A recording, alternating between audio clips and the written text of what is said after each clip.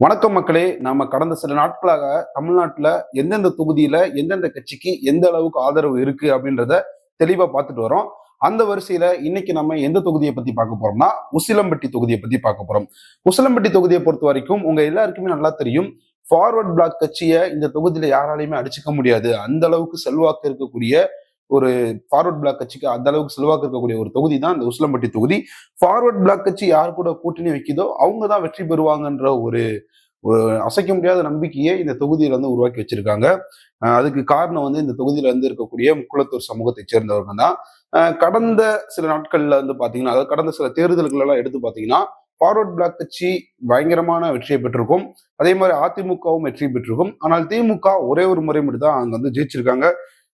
இன்னொரு விஷயம் என்னன்னா, எந்த அளவுக்கு ஃபார்வர்ட் பிளாக் கட்சிக்கு இந்த தொகுதியில வந்து ஒரு மரியாதை இருக்கோ அதே அளவுக்கு அதிமுக மேலேயுமே இந்த தொகுதியில் இருக்கிற மக்களுக்கு வந்து ஒரு நல்ல ஒரு மரியாதை இருக்கு.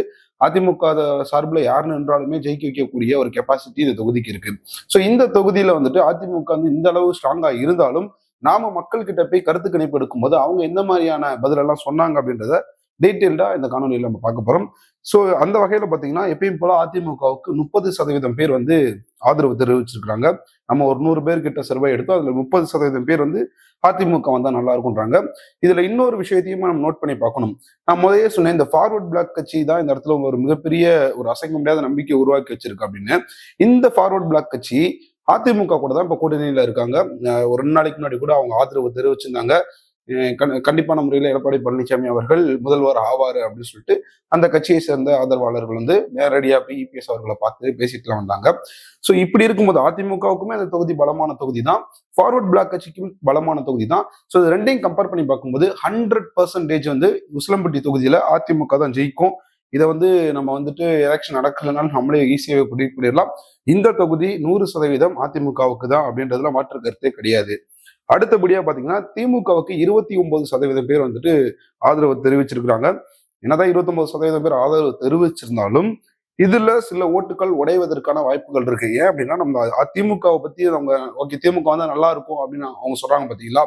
இவங்க சொல்ற இது எல்லாமே வந்துட்டு ஒரு மாதிரியா ஒரு டவுட்லயே தான் சொல்றாங்க. என்ன பண்றாங்கன்னு பார்ப்போம், எலெக்ஷன் நேரத்துல எந்த மாதிரியான அறிவிப்புகள்லாம் விடுறாங்கன்னு பார்ப்போம் அப்படின்ற ஒரு மைண்ட் செட்ல தான் இருக்காங்க. தமிழக வெற்றி கழகத்துக்கு 25% பேர். இந்த 25% பேர் நாங்க சர்வே எடுக்கும்போது பாத்தீங்கன்னா எடுத்தவங்க எல்லாம் என்ன சொல்றாங்கன்னா, இந்த மாதிரி யங்ஸ்டர்ஸ் தான் நிறைய பேர் வந்துட்டு டிவிகேக்கு சப்போர்ட் பண்ணாங்க. பெரியவங்க ஒரு ஆள் கூட வந்து டிவிகேக்கு சப்போர்ட் பண்ணல. ஆனா முக்கால்வாசி பாத்தீங்கன்னா இந்த இளைஞர்கள், அப்புறம் வயசு பசங்க வயசு பொண்ணுங்க மட்டும்தான் டிவிகேக்கு வந்துட்டு அதிகமா ஆதரவு தெரிவிச்சிருக்கிறாங்கன்ற மாதிரி சொல்லியிருந்தாங்க. 25% பேரு. நாம் தமிழர் கட்சிக்கு 7% பேரு.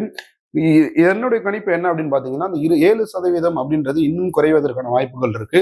ஏன்னா அந்த 7% பேரு நாம் தமிழர் கட்சிக்கு ஆதரவு தெரிவிச்சிருந்தாலும் அவங்க முழு மனதோட தெரிவிச்சாங்களா அப்படின்றது வந்து ஒரு சில பேர்லாம் வந்து பாத்தீங்கன்னா ஒரு டவுட் தான். மாற்று வேணும் அப்படின்றப்ப விஜய்க்கு போகலாம். ஆனா விஜய் மீது எனக்கு நம்பிக்கை இல்லை அப்படின்றப்ப நான் சீமானை தான் சூஸ் பண்ணணும். ஆனா சீமான் அவர்களுடைய சமீபத்திய நடவடிக்கைகள் மேல வந்து பெரிய அளவுல திருப்தி இல்லை. ஆனா எலெக்ஷன் நெருங்கும் போது அவர் என்ன பண்றாருன்றத பார்ப்போம் அப்படின்ற மைண்ட் செட்ல தான் இருக்காங்க. சோ இந்த தொகுதியில வந்து பாத்தீங்கன்னா அதிமுகவுக்கு 30% பேரும், திமுகவுக்கு 29% பேரும், தமிழக வெற்றி கழகத்துக்கு 25% பேரும், நாம் தமிழர் கட்சிக்கு 7% பேரும் வந்து ஆதரவு தெரிவிச்சிருக்காங்க. 9% பேர் வந்து எங்களுக்கு கருத்து இல்லப்பா, அது எலெக்ஷன் நேரத்துல தான் மாறும், யாருக்கு ஓட்டு போடுவோன்றதை நாங்க அப்பதான் முடிவு பண்ணுவோம் அப்படின்ற மாதிரியான கருத்தை சொல்லியிருக்காங்க. சோ உசிலம்பட்டி தொகுதியை பொறுத்த வரைக்கும் ஒரு சில தொகுதிகளை நம்ம எடுத்து அனலைஸ் பண்ணும்போது இந்த தொகுதியில வந்துட்டு எந்த ஒரு பிளாக் மார்க்குமே இல்லாம ஒரு சில கட்சிகள் வந்து வெற்றி பெறுவதற்கு பிரகாசமா இருக்கும். ஒரு சில விஷயங்கள்லாம் அந்த மாதிரி விஷயங்கள் வந்து 2 கட்சிக்கு இருக்கும். ஒன்னு அதிமுகவுக்கு அந்த தொகுதியில இருக்கு, இன்னொன்னு ஃபார்வர்ட் பிளாக் கட்சிக்கு இருக்கு. இந்த 2 கட்சியுமே கூட்டணி தானே அந்த தொகுதியில போட்டி போட போறாங்கன்றப்ப வெற்றி அவங்களுக்கு தான் அப்படின்றத உறுதியா சொல்ல முடியுது. இருந்தாலும் தேர்தல் அப்படின்றது தேர்தல் அரசியல் அப்படின்றது இறுதி நேரத்துல கூட மாறக்கூடிய ஒரு விஷயம்தான்.